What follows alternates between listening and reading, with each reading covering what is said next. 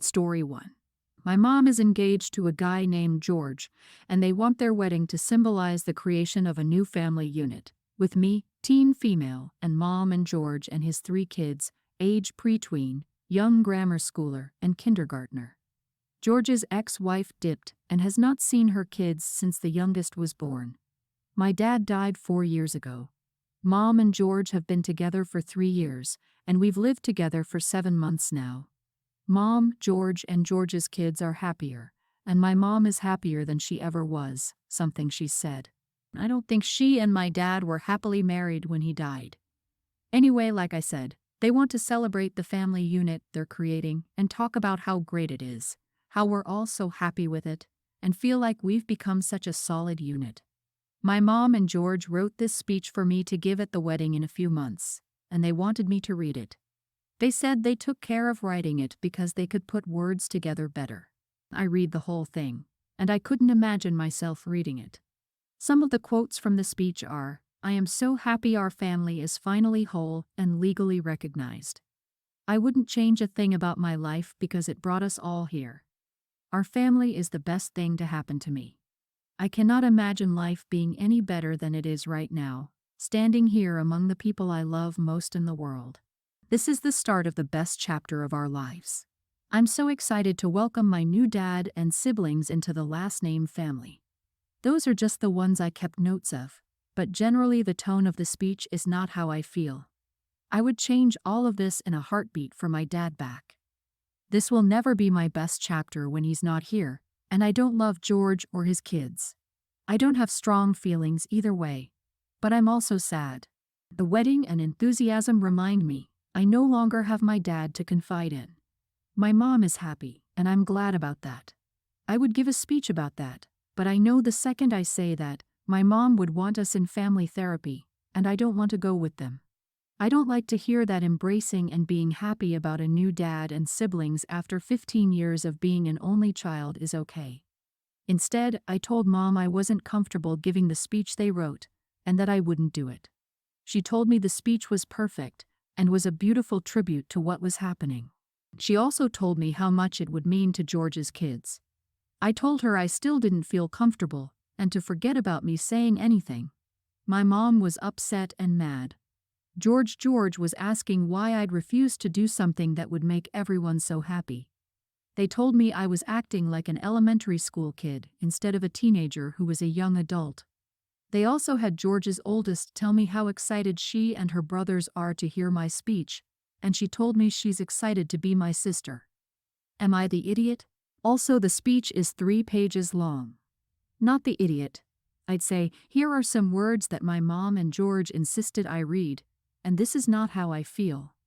Then give the speech in the most monotone voice possible. Let them think they won and make them regret it. Ah yes, malicious compliance. Do it. They're trying to present a vision of what they want the world to see, not reality. The fact they didn't write the speech with you or trust you to write it yourself shows that they know how you feel. Stick to your guns, no matter what they throw at you. No, Op is just a mid-teen and has to live with these people. Don't encourage her to be a petulant teen, it will only hurt her. Malicious compliance will not serve the Op in the long run. All it will do is make her come across as a defensive, petulant child, which is the opposite of what she needs, and drive a wedge between the Op and her last surviving parent.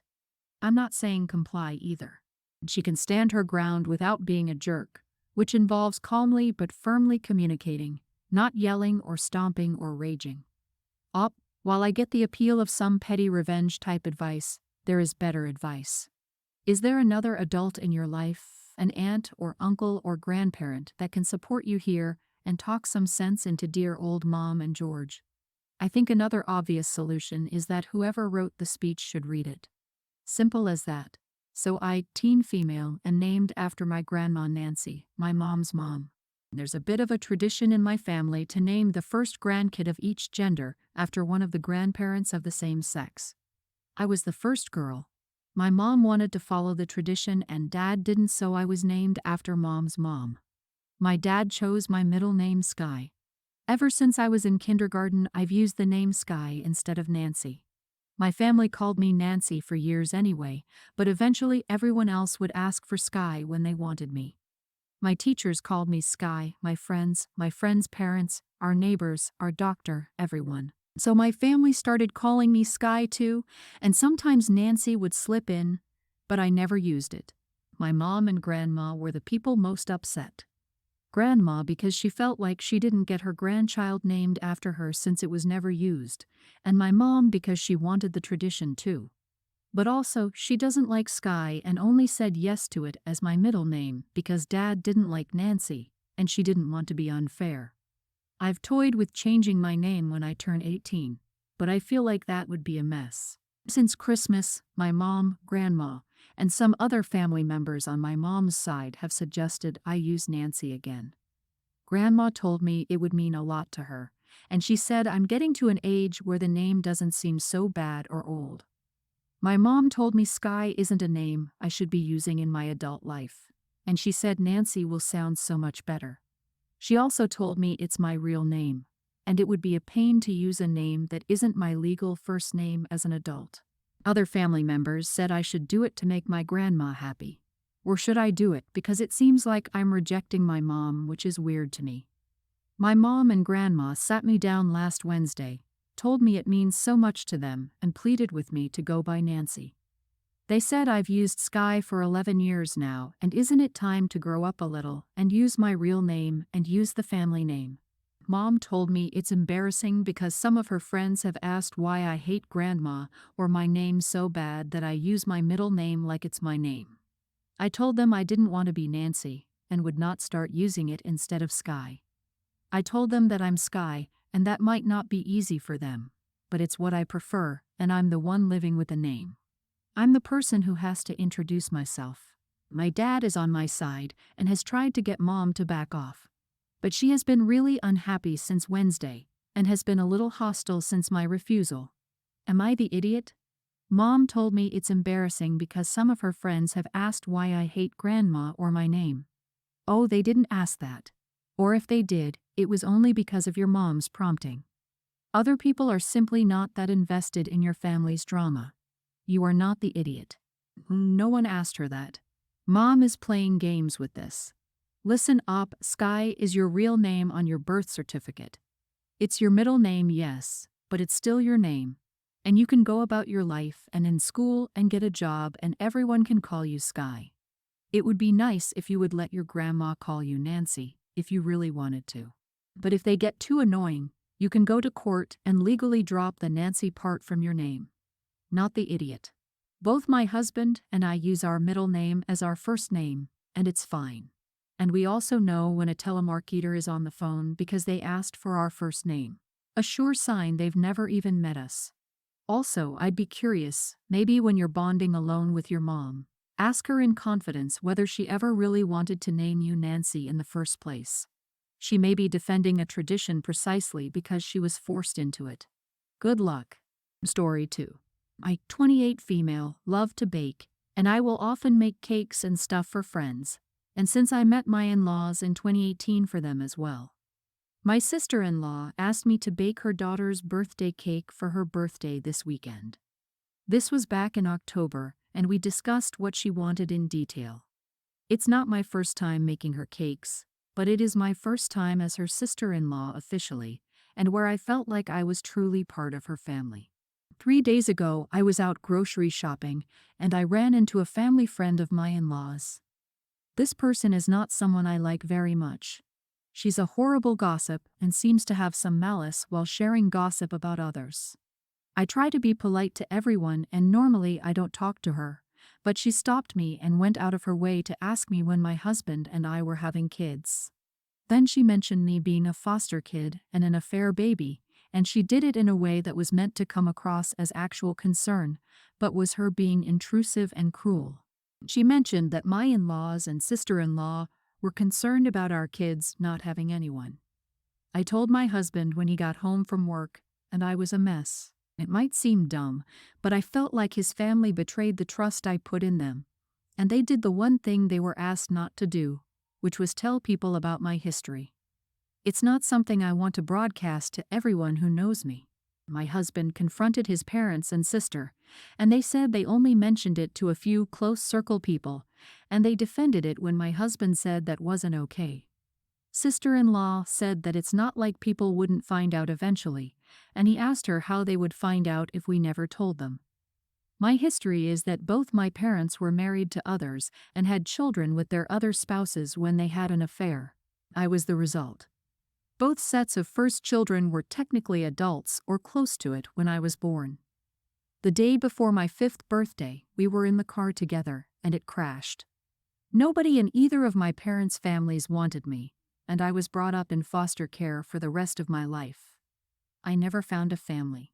After hearing sister-in-law say what she did and realizing how unapologetic they were and hearing how little they cared about what they did to me, I asked if I could speak to sister-in-law for a second and told her not to expect a cake from me after going against what I wanted and having such little care for the harm it caused.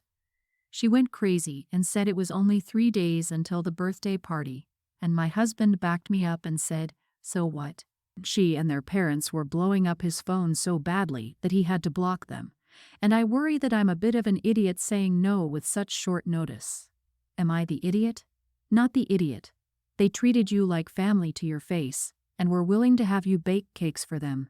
But they could not help but share your personal backstory with others after being told explicitly not to.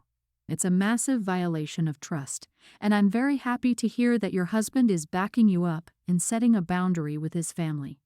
I'm also very sorry to hear that you're going through this. It must be heartbreaking. You know the old saying, two can keep a secret if one is dead. If you tell even one other person, you probably tell 10 of them. In-laws can easily order a grocery cake with her name and icing with as little as 2 days' notice. I've done it before. If they aren't organized enough for that, they can get a generic grocery cake with 1 day's notice. The whole bunch of in-laws sounds terrible. They honestly expect you to respond to their cruelty with kindness. That's messed up. Go low or no contact with those trolls. Agreed. Family is what you make of it. Your husband is a rock star, and he's just proven how much he cares about you. The bad place would freeze over and the sky would turn purple before I trusted my in-laws again. Sister-in-law betrayed you in the worst possible way. I'm so sorry. Honestly, my words are insufficient. I wish I could hug you up. Kudos for your husband to take your side and defend your honor. He should be the one to get that cake instead. I have a significant income and expect it to grow more in the coming years. My investments will also mature, making me reasonably wealthy. I'm emphasizing this to highlight that in the event of a divorce, I have a lot to lose. I've told my fiancé several times that I won't marry without protection or guarantee for my financial future. He agreed then, but now I think he just said what he needed to convince me to accept the marriage. He probably didn't think I was serious, but I certainly was. I discussed this with my lawyer, who drafted an excellent prenuptial agreement based on my concerns. She even suggested adding an infidelity clause, something I hadn't thought of but readily accepted. I discussed this with my fiancé and told him to review the agreement with his lawyer to see if we could reach mutually acceptable terms. He was very offended that I even felt the need for one. To say he got upset would be an understatement. He was particularly offended by the infidelity clause. I certainly didn't expect this reaction from him. However, in the end, he agreed and signed. This reaction is making me have doubts. Before signing, he claimed that I wasn't respecting our relationship and expecting him to fail, which is not true. However, life is unpredictable and anything can happen at any time, so I'm just trying to protect my financial future in case of a divorce. I'm starting to question everything after his hesitation, especially regarding the infidelity clause. Am I wrong in this? Not the idiot. This is bizarre to me. A prenup is like insurance to protect the assets you had before the relationship. Would you not buy fire insurance because you never plan on having a fire? The prenup is an insurance you hope never to need, but are glad to have if you do. I learned the hard way. The person you marry is not the same person you divorce. I didn't have many assets, but I had my bills paid on time and savings in the bank. He wiped me out and took everything that wasn't nailed down. I left with the clothes on my back and a few things he didn't want that weren't worth monetary value, like our wedding album. He, on the other hand, came into the relationship with tens of thousands of dollars of debt. He borrowed money he didn't ask or even consult me about to keep up with the Joneses, tanked my credit, and then expected me to help him pay off his debts, after taking everything that could be sold. And then he cut contact when my lawyer mentioned child support. He lived in another country, so while I couldn't be forced to pay for his debts, neither could his check be garnished for child support. You need to understand this. People change, and so can their dedication to a relationship. You should stick with the prenuptial agreement. If fiancé can't accept it, oh well for him. Story 3. I, 27 female, got into a fight with my roommate, 24 female, and I'm not sure if I'm in the wrong here. 2 weeks ago, I decided to cut back on junk food and fast food and start losing weight. It became our habit for her to invite friends over on Saturdays and order pizza. For the second week in a row, I said no when she asked why. I keep things to myself for the most part, so she wasn't aware of it. So I told her that I was trying to lose weight and get healthy. She said I was skinny and didn't need to lose weight. I said I was fat and owning up to that. Then she got mad, looked like she was about to cry and asked, "What am I then?" I just told her that her body is her prerogative and not mine to comment on, and that if she was happy with herself, that's all that mattered. Generic response really, but I didn't know what to say. I didn't mean to offend anyone or attack her size. I don't care what other people do with their bodies or judge anyone on their size. I'd understand her annoyance and offense to what I said if I was skinny and calling myself fat in front of her, but I'm not. Part of losing weight to me is owning up to size and not sugarcoating it with words like chubby or plus-sized. So am I the idiot? What am I then? Brenda, you're fatter. As a fellow fat person, you're not the idiot. And your roommate needs to stop acting like everything you do for your health is about her. She's not the main character in your life. You are speaking about yourself and your own health needs. Yet, what the heck are people saying? Because you're smaller, you shouldn't use the word fat. Who can use the word fat then? Because there's always someone fatter. If someone is talking about oneself, stop making it about you. I don't care about the weight of others, I'm not them. I only care about retaining a good quality of life, and not ending up with my joints backing up at a young age. Opie, you did nothing wrong. That girl triggered herself. Thanks for listening.